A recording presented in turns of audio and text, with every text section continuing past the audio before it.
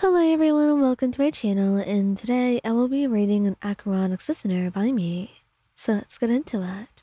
The grand ballroom was alive with the hum of music and chatter, laughter mingling with the clinking of glasses. To be quite honest, you felt a little out of place among the finely dressed crowd, your outfit just barely fitting in with the opulence. Acheron, however, seemed utterly in her element. Although she did not like gatherings like these, she was beautiful, gorgeous, in this fancy dress that she wore. Her sharp gaze swept the room like a hawk's, her demeanor calm and commanding as always, drawing respect wherever she went. You lingered by the bar, cradling a drink in your hand. Parties like this weren't really your thing, but Acheron had asked you to accompany her, and you couldn't really say no. Watching her navigate the sea of people, you couldn't help but admire her, a commanding presence in a sharp suit, her hair perfectly styled, and she always seemed untouchable. Yet, here you were, you and her having a connection that was deeper than anything else. And you felt lucky to be able to have that, especially with someone like Acheron. And you knew it was not something easy for anyone to accomplish. And you felt simply proud to be a part of her inner world. Enjoying yourself? A smooth voice interrupted your thoughts, and you turned to see a lady standing nearby, her smile a little too polished, and her presence invasive. "It's fine," you replied curtly. You weren't really interested in talking to most people here. You just wanted to do your best to support Acheron, and to be there as her plus one. "Come on now," she said, waiting to be a little bit closer. "Let me buy you something. There's no need to be so stiff." You held up your nearly full glass. "Actually, I'm quite good, thanks."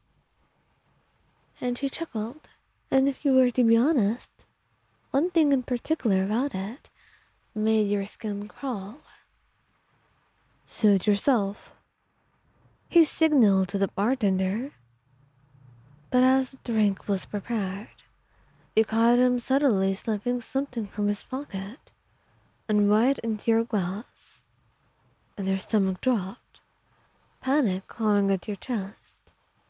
And before you could react, a familiar comforting hand closed over your wrist, firm in its hold, but reassuring. "What's going on here?" Acheron's voice was low and icy, cutting through the noise like a blade.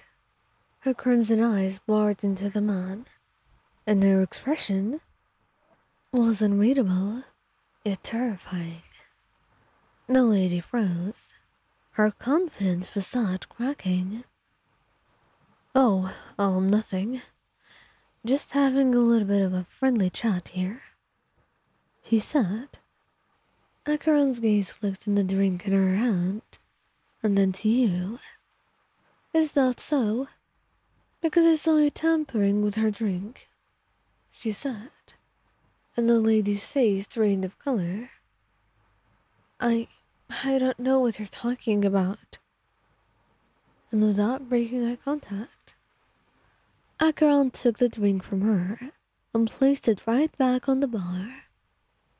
"You have exactly 5 seconds to leave before I make you regret staying." And although Acheron's voice was utterly calm, there was a deadly edge to it that left no room for argument. The lady stammered an apology and disappeared into the crowd immediately. And once she was gone, Acheron turned back to you, her stern mask disappearing just a little bit. "Are you alright?"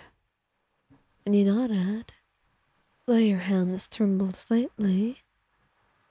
Yeah, I think so. I didn't drink yet. She sighed, stepping closer and resting a hand on your shoulder. Well, you shouldn't have to deal with this kind of thing. I should have been here sooner. I should have been watching even more closely. It's not your fault, you said, though your voice wavered. I mean, even I didn't notice until it was too late. Oh, almost. Acheron tilted her head, studying you.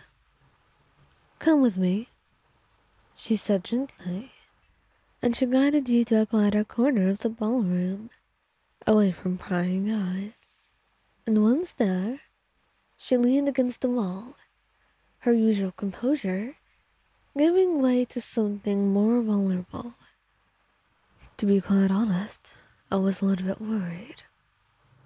You blinked at her in surprise. Me? I'm fine, Acheron. Really. Her eyes softened, and for a moment, you saw the woman behind the unshakable exterior. You don't get it.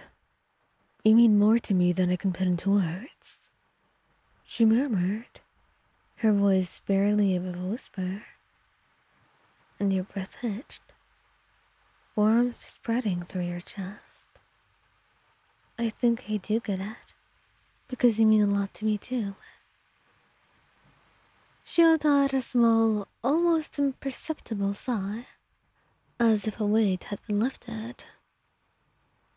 Well, I'm glad to hear. Let's leave then, she said, and he nodded, relieved to escape the noise and tension of the party. As you sipped the ballroom, you noticed that Acheron's hand found yours, her grip firm and grounding, and the night air was cool and refreshing as you stepped outside. Acheron glancing at you.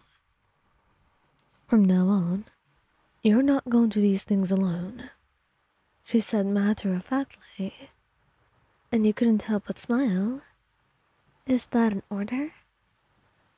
No, it's simply a promise, and one that I intend to keep, she said, correcting you, her tone softening, and with her by your side, you felt safe in a way that you rarely ever did, and you were more than grateful for that.